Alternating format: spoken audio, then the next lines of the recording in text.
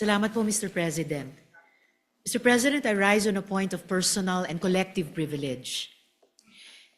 Dear colleagues, ang huling pagkakaalam ko po nasa Pilipinas tayo. Wala tayo sa China. This is the Philippines, and we are in a democracy.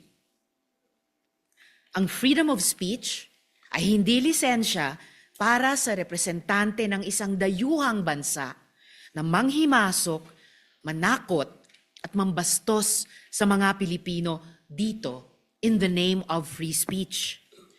Foreign missions are guests, not arbiters of our democracy. Kahit sino pang dayuhan, walang karapatang patahimikin ang mga Pilipino sa loob ng Pilipinas. Lalo na kung ambassador. Dahil mas mataas ang inaasahan sa inyo. An ambassador's behavior is limited by treaty. Even the Chinese Foreign Ministry spokesperson, Guo Jiakun, threatened Philippine officials on our very own soil, warning that they will pay a price for their words.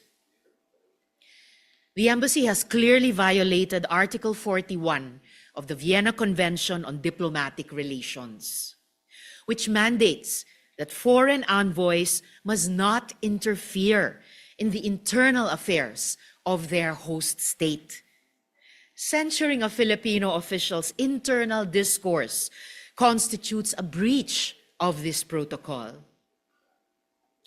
Hindi nila pwedeng sabihin kung paano tayo dapat mag-isip at mamuna, lalo na kapag ang pinag-uusapan ay ang interes ng bayan at teritoryo natin.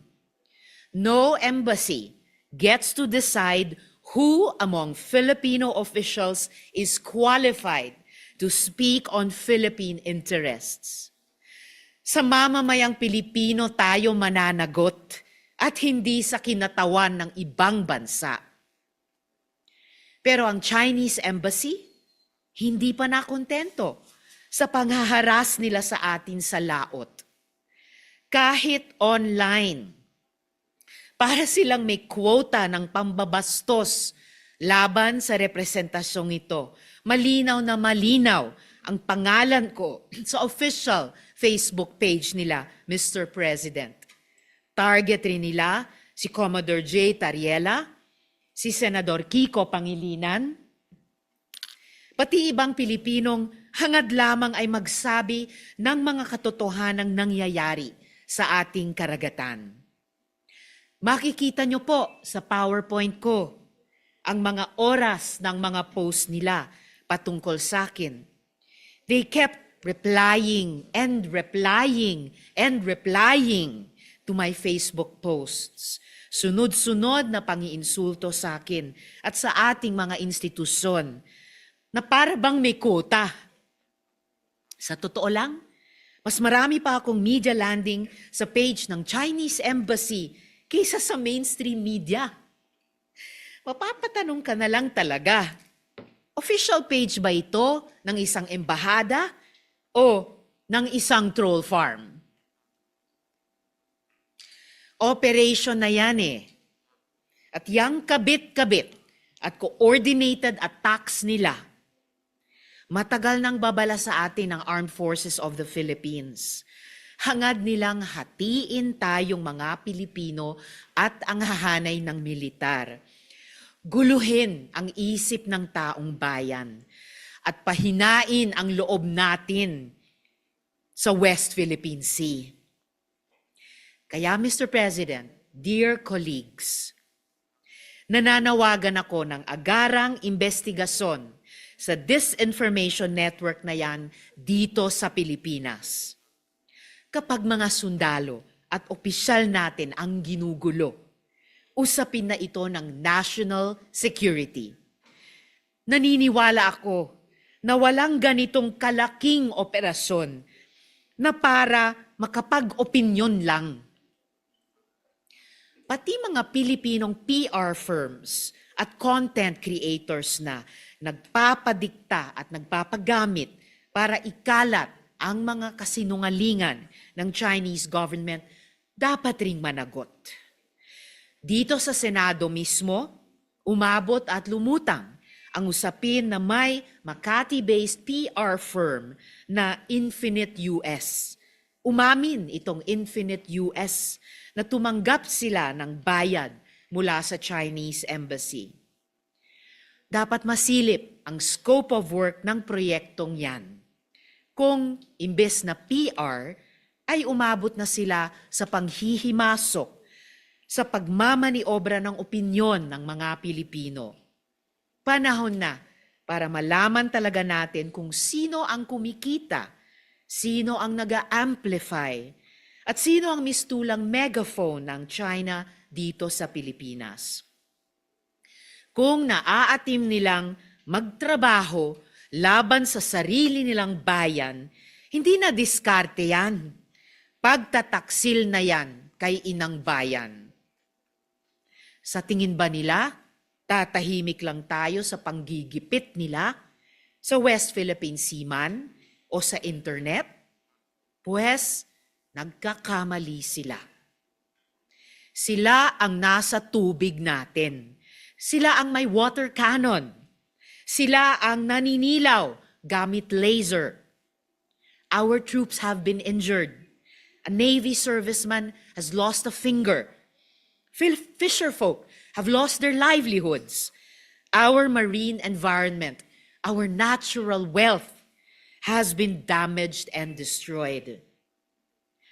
Our quarrel is not with China or the Chinese people, but with the heavy-handed policies of their government. And now, the Chinese government has the gall to play victim over a cartoon? Come on, Mr. President.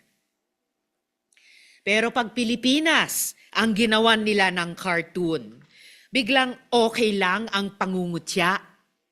Kasi sa mga Chinese Communist Party newspapers tulad ng Global Times, ginagawan rin nila ng cartoon ang Pilipinas at mga liderato ng ating bansa.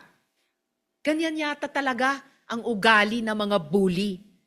Malakas mang asar, pero ayaw nilang napupuna. Tariela presenting China's current regime, including its president, as bullies, is not an overstatement. It is a clear and common fact. Instead of taking accountability for their government's actions, the embassy has twisted and turned facts to suit their propaganda. Instead of showing restraint and remorse for escalating tensions, they have doubled down on aggression. As 2026 began, the AFP already monitored a force of 13 Chinese vessels, comprising 3 PLA Navy warships, 6 Coast Guard cutters, and 4 maritime militia boats encircling Scarborough Shoal.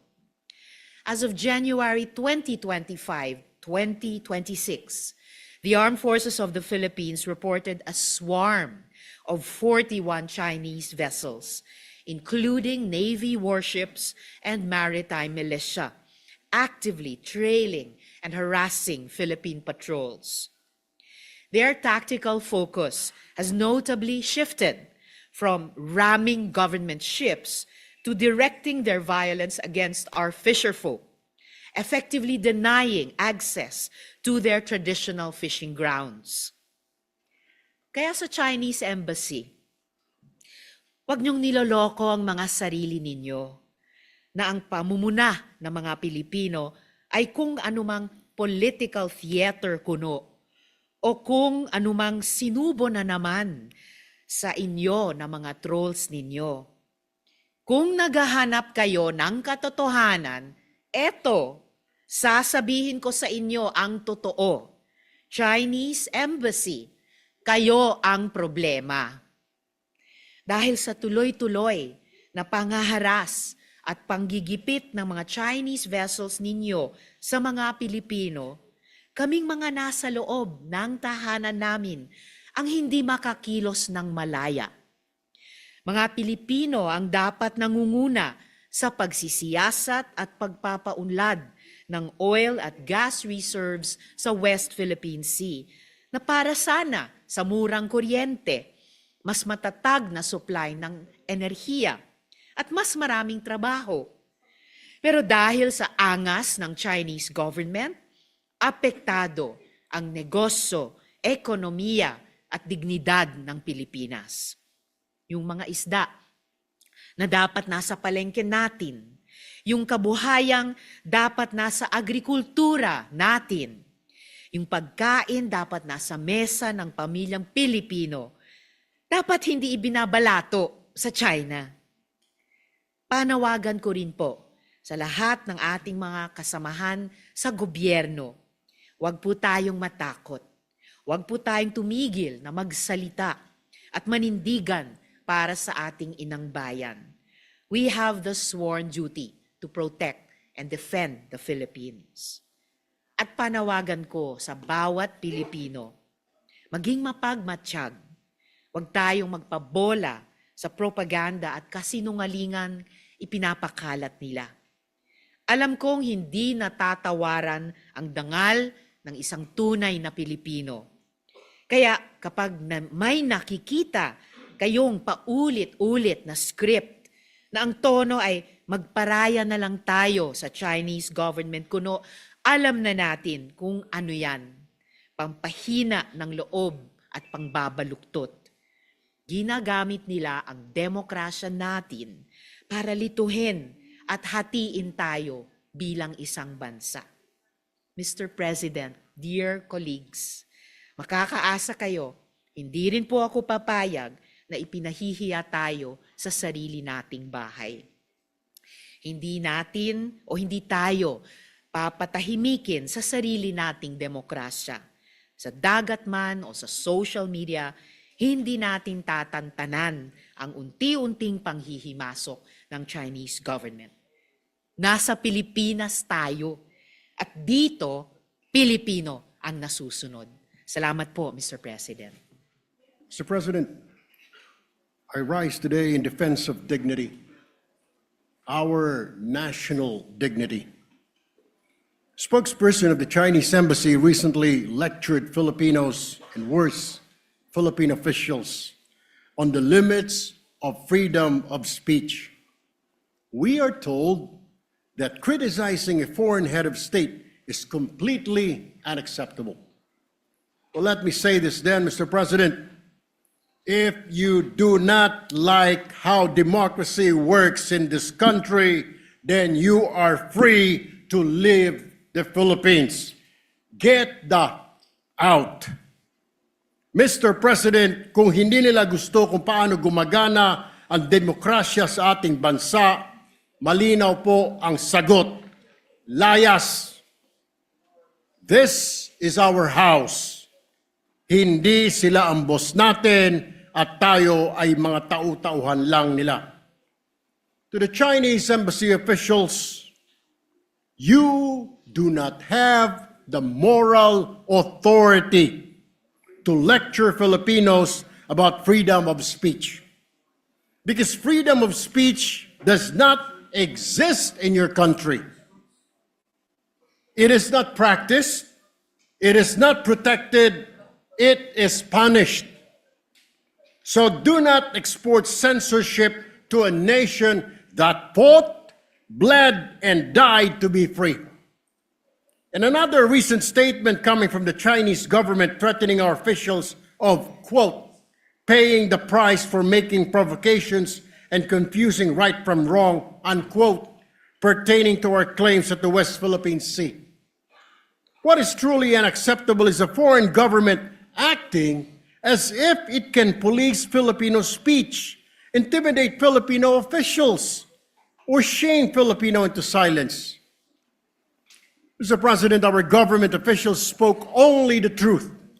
They defended our sovereignty. They spoke as public servants of a democratic republic.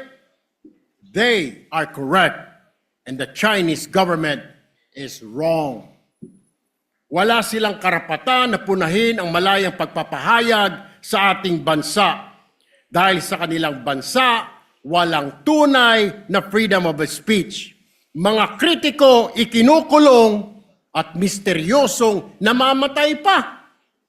Ang mga mamahayag, pinapatahimik, opinyon, kinokontrol, tulad po nangyayari doon sa